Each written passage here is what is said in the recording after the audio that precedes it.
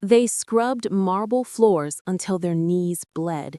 They polished silver until their fingerprints wore away. They lived in shadows while the crown glittered in the light. And if they were lucky, really lucky, they might survive long enough to watch their bodies break. This is why it truly sucked to be a royal servant in the Victorian era.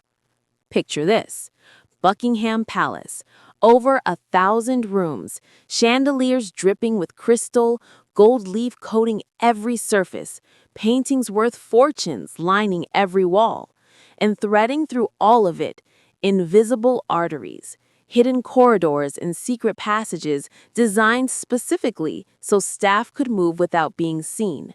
Because here's the thing about perfection: it requires ghosts, not real ones, human ones. People trained to exist without existing, to work without being witnessed, to serve without being acknowledged. If a housemaid walked past her ladyship in the corridor, she had to give her plenty of room and stare down at the floor. If she caught the lady looking at her, she'd get into trouble. Think about that for a second. You could lose your job, your entire livelihood, your future, for the crime of making eye contact. Servants were often forbidden to sing or laugh and had to remain as noiseless and invisible as possible. If they came into contact with a member of the household, they were to keep quiet, avert their eyes, and walk out of the room backwards. Backwards, like they were in the presence of royalty, which, to be fair, they were. But the humiliation of it, the dehumanization: you're not a person, you're furniture that occasionally needs to move. And the palace made sure you knew it. Bell pushes to summon servants were installed throughout grand houses. Pull a cord in the drawing room, and somewhere below stairs, a bell rang. You had seconds to respond. Seconds. Maids were expected to work invisibly and sweep and dust when the family was asleep, or work in a room when the family was not scheduled to use it. In fact, many of the lower servants never encountered the family during their years of service. You could work in a house for years, decades even, and never speak to the people whose chamber pots you emptied every morning. Never learn their voices, never see them up close. You were background noise to their symphony. But here's where it gets worse: the schedule. A housemaid's day will typically extend from 6 in the morning until 10 at night. She had 2.5 hours for meals and an hour and a half in the afternoon for needlework, a total of 4 hours rest. This meant 12 hours of actual work, longer by 2 hours than a factory woman's day. And here's the kicker: on Saturday, when the factory hand worked 2 hours less than usual, the servant worked longer. On Sunday, when the factory worker could rest completely, the servant was still required to work almost a normal day. 80 hours of actual work a week against 56 for the factory worker. Let that sink in. Factory workers, people we think of as exploited, as ground down by the Industrial Revolution, they had it better. 24 more hours of rest every single week. But servants? Working hours could be up to 17 hours each day, from 5:30 in the morning until 10:30 at night. The work was endless and physically demanding. So what did a typical day look like? It might have begun around 6 in the morning when the cook rang a bell to awaken the servants below stairs. They would then help carry out any tasks that were needed before breakfast, such as lighting fires, cleaning, and laying out clothes. But before that, the really brutal stuff. First up were the scullery maid who got the kitchen range hot enough to boil the water for tea, and the hall boy who cleaned the boots and emptied the chamber pots. Chamber pots. Human waste. That's how you started your morning. Then came the real work. For housemaids and under-housemaids, the main task was cleanliness and good order throughout all the rooms of the house. Rising early, the first task was to clean and light the fires and empty chamber pots. They then changed bed linen and cleaned through the house. Other duties included scrubbing the floor, brushing the carpet, beating rugs, filling lamps every day, and many other duties. Weekly duties involved cleaning the paintwork in windows, washing china ornaments and polishing furniture, cleaning stairs, landings, and upper corridors. Linens were collected and counted and mended if necessary. Curtains were taken down, shaken, and rehung. Rugs and cushions cleaned to destroy any moths or fleas. And all of this, every single task, had to be done to perfection because the alternative was unemployment, homelessness, starvation. Servants were expected to be punctual. A housemaid arriving late for work would have been frowned upon. Housekeepers would mark an X against her name in a book to indicate she hadn't turned up. 3 strikes and you're out. No appeal, no second chances.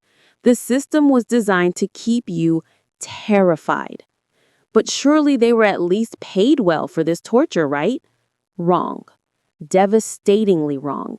Servants' wages in Victorian times, even with all their expenses taken care of, earned as little as £10 a year, which is only the equivalent of £77 in today's money. Let me break that down. A scullery maid earned £13, a kitchen maid £15, a housemaid £16 and 2 shillings, a parlor maid £20 and 6 shillings, a cook £20 and 2 shillings, a lady's maid £24 and 7 shillings, a cook/housekeeper £35 and 6 shillings, and a housekeeper £52 and 5 shillings. In 1888, butlers earned £45 per annum and had no expenses except clothes. But here's the trap, that prestige. Being in royal service was considered an honor. Servants, or the number of servants engaged by upper or middle class families, were regarded as a status symbol and the sign of luxurious living. So you worked for scraps, but you got to say you served the queen. And that mattered because your entire future depended on references. References came directly from royal officials. One complaint, one word of displeasure, and you'd never work again. Not in London, not anywhere respectable. So you stayed. You swallowed the abuse, the exhaustion, the humiliation, because the alternative was worse. Initially, there were no holidays for servants, and they had to obtain the consent of their masters if they needed a holiday. However, the permission could be taken back by the masters at any time they wanted servants. Read that again. They could promise you a day off and then change their minds. Around 1880, servants were given half a day off on Sundays, and at times they were given an entire day off in a month. A change came in the 1900s when there was a fashion to give servants a break in the evenings, which later transpired to an entire day off per week. 1 day a week. By 1900, 40 years into Victoria's reign, before they got 1 day off every 7. And where did they sleep after those 17-hour days? In the early years of the 18th century, servants used to sleep in the kitchen or at times in the cupboards. But as time went by, they were accommodated in a room that was small, cold, and insufficient lights. The rooms had limited but basic furniture, like a chair, bed, and wooden dresser. Employers were instructed that a servant's bedroom should have as few articles in it as are consistent with comfort. This meant the limited furnishings in a servant's room might include a simple, small wooden bed, a wooden ladder-back chair, a simple dresser, and a basic washstand. Although most large Victorian households utilized gas lighting, it was reserved for use upstairs. The servants made do with candles. The people who cleaned everything, who made everything perfect, they got the scraps, the dark rooms, the hard beds, the minimum required to keep them alive and working. But it gets darker, because this wasn't just exploitation, it was dangerous. Servants were seen as dispensable creatures, barely human, solely in existence for the comfort of the family, and so health and safety issues for the servant were not considered the employer's responsibility. The issue of servants' injuries was finally included in the Workmen's Compensation Act of 1907. 1907. Victoria had been dead for 6 years before anyone thought servants deserved compensation for workplace injuries. Maids and cooks had to endure lack of fresh air, monotonous long hours of work, and accidents in the course of their work, such as burns, falls, and cuts. Candles could be dangerous. Many a girl's dress was set alight by a candle. You're working with open flames, carrying heavy loads up and down stairs, handling boiling water, and nobody cares if you get hurt. The first decision of an injured worker suing his master for a workplace accident was they scrubbed marble floors until their knees bled. They polished silver until their fingerprints wore away. They lived in shadows while the crown glittered in the light.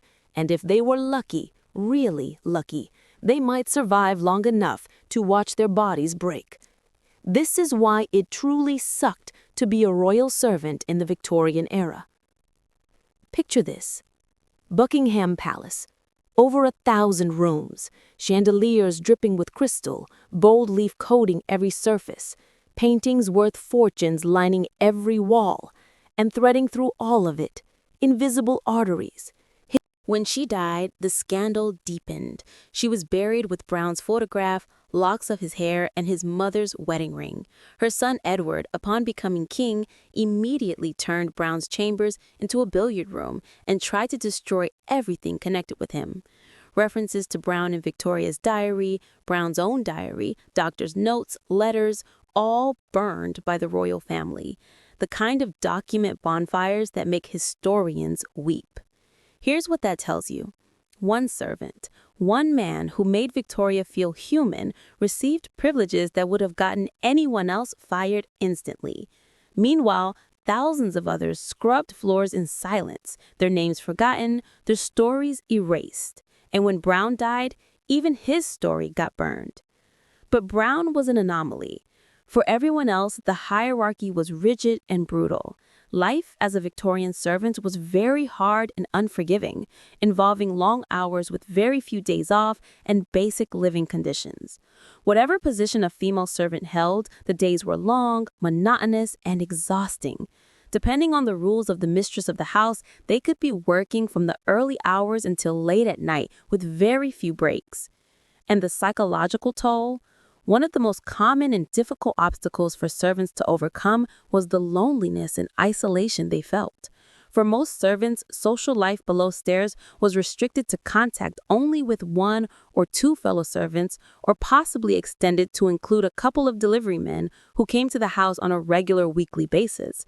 Despite the often boring and frequently frustrating nature of their positions, most servants took pride in their work and provided efficient and skillful services to their employers.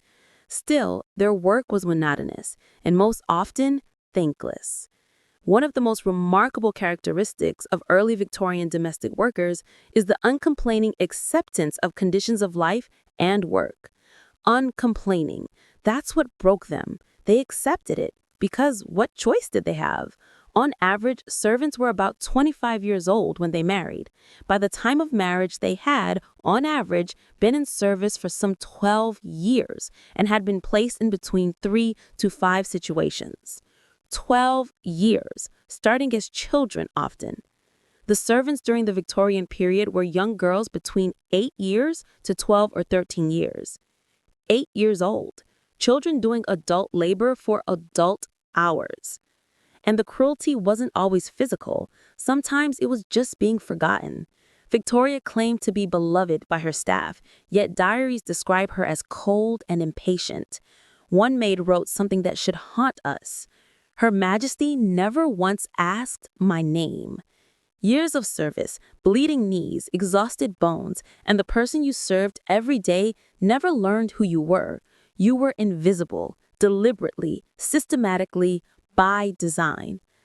By the 1880s, new ideas were forming which threatened to change Britain's ideals on status and class. The The servants themselves were beginning to question their place and role in society, and this decade saw the first attempts by butlers and maids of wealthy homes across the nation to cast doubt over the Victorian obsession with hierarchy. The first sounds of discontentment with the class system and servitude were echoing around mealtime discussions, newspaper articles, and even courtrooms as servants decided to speak up about their life of domestic service. But that change came too late for most.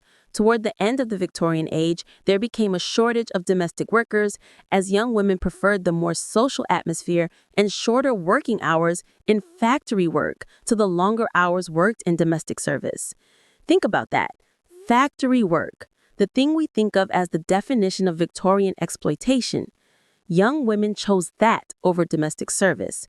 Because at least in a factory, you had co-workers, you had fixed hours, you had some semblance of a life.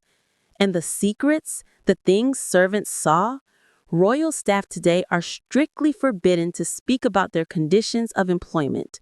The code of silence born in the Victorian era still exists.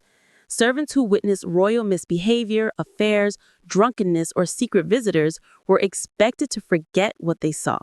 There were confidential service oaths. Revealing palace gossip could result in imprisonment. Many letters and diaries were seized or burned by palace officials to maintain the illusion of moral perfection. So when you see those portraits now, those paintings of Victoria in her finest gowns, surrounded by luxury, remember what you're not seeing. The housemaid who woke at 5 to light the fires, the scullery maid who emptied the chamber pots, the cook who prepared 7-course meals, then ate scraps, the footman who stood in silence for hours, the lady's maid who dressed the queen but never learned her name. They kept the palace spotless while living in shadows. They heard every confession, yet spoke none. They polished perfection while their own lives crumbled. And for every royal smile captured in history, there were 100 unseen faces staring at the floor. That's why it truly sucked to be a royal servant in the Victorian era. They built the illusion of the crown by erasing themselves. And that erasure, that systematic dehumanization, that continues to this day. The palace still has secrets. The staff still signs oaths.